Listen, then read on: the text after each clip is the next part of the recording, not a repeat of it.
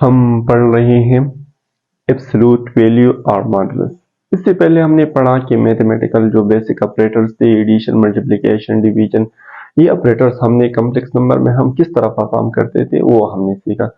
लेकिन आज हम पढ़ रहे हैं एब्सोल्यूट वैल्यू और मॉडुलस। अगर किसी भी कॉम्प्लेक्स नंबर का एब्सोल्यूट आपने मालूम करना है या मॉडुलस आपने मालूम करना है तो वो किस तरह मालूम होगा, और वो जो हम डिफिनीशन बनाएंगे और वो कहाँ से आ गया है। ठीक है, तो सबसे पहले जो एब्सोल्यूट वैल्यू और modulus of a complex number, तो कॉम्प्लेक्स नंबर का हम मालूम कर रहे हैं तो कॉम्प्लेक्स नंबर हमें पता होना चाहिए, जो कि उसका जनरल फॉर्म जो है वो z उसको हम कहते हैं और वो बराबर होता है a plus B iota, where a and b are any real number. तो उसको हम कॉम्प्लेक्स नंबर कहते हैं। लेकिन कॉम्प्लेक्स नंबर का दूसरी फॉर्म में भी हम लिख सकते हैं। वो किस तरह है कि अगर हम z उस कॉम्प्लेक्स नंबर का नाम होगा और उसको हम ऑर्डर पेयर की शक्ल में b लिख सकते हैं, जो कि a कामा b और पैरेंथेसिस में बंद करना है, और where a and b should be a real number, a and b belong to real number। तो हम इसको इस तरह भी लिख सकते हैं और इसको इस तरह भी लिख सकते हैं। अब अगर हम ऑर्डर पेयर की शक्ल में लिख सकते हैं तो हम इसको प्लॉट भी कर सकते हैं, क्योंकि ऑर्डर पेयर किससे आता है? अगर पेयर जो है, अगर आपके पास टू एनी सबसेट हो, अगर उसका हम कार्टेशियन प्रोडक्ट मालूम कर ले और उससे हम एक रिलेशन ले लें, ठीक है, तो वो रिलेशन जो अगर हम लेते हैं in the form of order pairs, ठीक है, बाइनरी रिलेशन हम उससे लेते हैं और वो in the form of order pair होता है, और ये एक ऑर्डर पेयर है तो it is should be the Cartesian product of r cross r, और इसको हम r स्क्वायर भी कह सकते हैं। तो अगर r स्क्वायर है it means it is in two dimension. अगर टू डायमेंशन में है तो हम उसकी जो अगर टू डायमेंशन है तो एक डायमेंशन एक्स एक्सिस होगा और दूसरा डायमेंशन वाई एक्सिस होगा, तो फिर हम उसको प्लॉट कर सकते हैं। तो इसके लिए हमने कार्टेशियन कोऑर्डिनेट सिस्टम ड्रा किए हैं, जो कि यहाँ पर ये वाले जो है एक्स एक्सिस हमारे पास होता था और ये वाले जो होता हमारे पास वाई एक्सिस। अब जो कि कॉम्प्लेक्स नंबर है तो इस एक्स एक्सिस पर हम जो हमारे पास एक्स एक्सिस थे तो उसको हम रियल एक्सिस कहेंगे कि ये रियल वाली, इसमें टू पार्ट्स हैं, जो एक रियल पार्ट है ये एक इमेजिनरी पार्ट है। तो ये एक्स एक्सिस पहला वाला नंबर जो होता है उसको हम रियल एक्सिस कहेंगे, और दूसरा वाला जो नंबर हमारे पास इमेजिनरी नंबर है, जो कि हमारे पास वो इमेजिनरी नंबर जो है वो वाई एक्सिस पर प्लॉट करेंगे और उसको फिर हम कहेंगे कि ये इमेजिनरी एक्स एक्सिस है। अगर हमारे पास थ्री ऑर्डर पेयर होता तो तीन डायमेंशन में होता और 3D होता, और वो 3D में एक्स एक्सिस भी होता, वाई एक्सिस भी होता, और एक थर्ड जो है वो जेड एक्सिस भी शामिल होता। लेकिन क्योंकि ये आर स्क्वायर है तो इट मींस ये कौन से डायमेंशन में होंगे? इसके सिर्फ टू डायमेंशन होंगे, X axis and Y axis. अब जो है अगर एब्सोल्यूट वैल्यू हम मालूम कर रहे हैं तो हमें ये तो बेसिक जो हमने पढ़ा था कि कॉम्प्लेक्स नंबर क्या होता है तो उसके बारे में था। अब अगर एब्सोल्यूट वैल्यू इस नंबर कॉम्प्लेक्स नंबर का मालूम करना है या इस नंबर का, तो देन एब्सोल्यूट वैल्यू और मॉडुलस, इसको एब्सोल्यूट वैल्यू भी आप कह सकते हैं, मॉडुलस भी कह सकते हैं। इसका रिप्रेजेंटेशन हम इसको रिप्रेजेंट किस तरह करेंगे? तो वो आप इस तरह रिप्रेजेंट करेंगे, z जो कि कॉम्प्लेक्स नंबर है इसको वर्टिकल लाइंस में लिखो। तो ये क्या रिप्रेजेंट करता है? ये रिप्रेजेंट करता है मॉडुलस और एब्सोल्यूट वैल्यू। जिस तरह आपके पास z था तो z के ऊपर अगर हम बार कर लेते तो आपके पास वो क्या था? ये z कॉन्जुगेट। हम जब कॉन्जुगेट का रिप्रेजेंटेशन ये है और मॉडुलस का रिप्रेजेंटेशन ये है, then it is defined by z absolute. अगर जो कि कॉम्प्लेक्स नंबर का एब्सोल्यूट मालूम कर रहे हैं तो एब्सोल्यूट वाला सिंबल आपने लगाना है। वो किस तरह है कि रियल पार्ट जो कि a होता है उसका स्क्वायर ले लो, और जो कि b होता है इमेजिनरी पार्ट उसका स्क्वायर ले लो बगैर आयोटा के, और उसका स्क्वायर लेने के बाद उसको ऐड कर लो और इसका अंडर रूट ले लो। उससे जो आंसर आएगा वो z एब्सोल्यूट आएगा, जो कि हमेशा रियल नंबर ही होगा। ठीक है, क्योंकि इसमें आयोटा है ही नहीं तो it should be always a real number. अब ये आया किस तरह है, इसका ये डिफिनीशन बना किस तरह है, तो वो हम इस तरह मालूम कर सकते हैं। लेट सपोज हमारे पास एक पॉइंट है ठीक है। और इस पॉइंट को हमने कहा कि ये एक P एक पॉइंट है और इसके अडर पेयर जो है वो A कामा B, जो कि हमारे पास यही कम्प्लेक्स का नंबर का रिप्रेजेंटेशन, एक कम्प्लेक्स नंबर वो जो होगा उसका एक पॉइंट रिप्रेजेंट करेगा, क्योंकि एक अडर पेयर जो है एक ही पॉइंट को रिप्रेजेंट कर सकता है। अगर हमने यहां से लेकर यहां तक डिस्टेंस मालूम करना है जो कि एब्सोल्यूट रिप्रेजेंट करता है, तो हमारे पास उसका एक्स पॉइंट एक्स कोऑर्डिनेट भी होना चाहिए और वाई कोऑर्डिनेट भी होना चाहिए, क्योंकि अगर हम उससे मालूम करना चाहते हैं तो अगर वो इस तरह वर्टिकल लाइन हम ड्रॉ कर लेंगे और इससे भी, और इस पॉइंट को अगर हम कहेंगे कि P और ये M हो जाएगा। अब जो है ये पहला वाला पॉइंट जो है ये x का होता है और दूसरा वाला पॉइंट y का होता है, तो ये x एक्सिस पर अगर हम पॉइंट लेते हैं, रियल एक्सिस है, तो ये वाला पॉइंट जो होगा, ये कोऑर्डिनेट जो होगा ये a होगा। ये मतलब O टू M डिस्टेंस जो है, O से लेकर M तक जो डिस्टेंस है वो कितना होगा, वो a यूनिट्स होगा।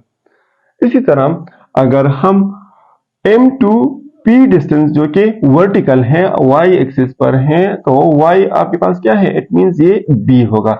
मतलब M से लेकर P तक जो डिस्टेंस होगा वो B यूनिट्स होगा।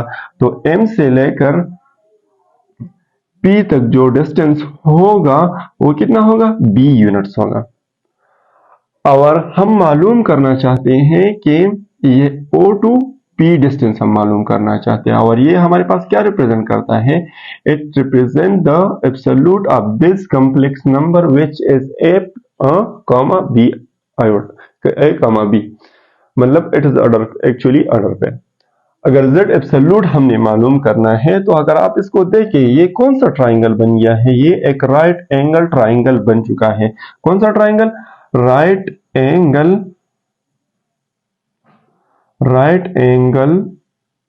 ट्राइंगल। राइट एंगल ट्राइंगल है, तो राइट एंगल ट्राइंगल हम किसको कहते हैं, जिसमें सिर्फ एक एंगल जो है अगर 90 डिग्री हो, इसमें ये वाली एंगल जो है OMP वाली एंगल जो है, OMP वाली एंगल जो है वो कितनी है, 90 है। इसी वजह से इसको हम कहते हैं कि राइट एंगल ट्राइंगल। और राइट एंगल ट्राइंगल पर हम बेसिकली एक थ्योरम अप्लाई कर सकते हैं, जो कि कौन सा थ्योरम है, पाइथागोरस थ्योरम है। तो बाय पाइथागोरस थ्योरम,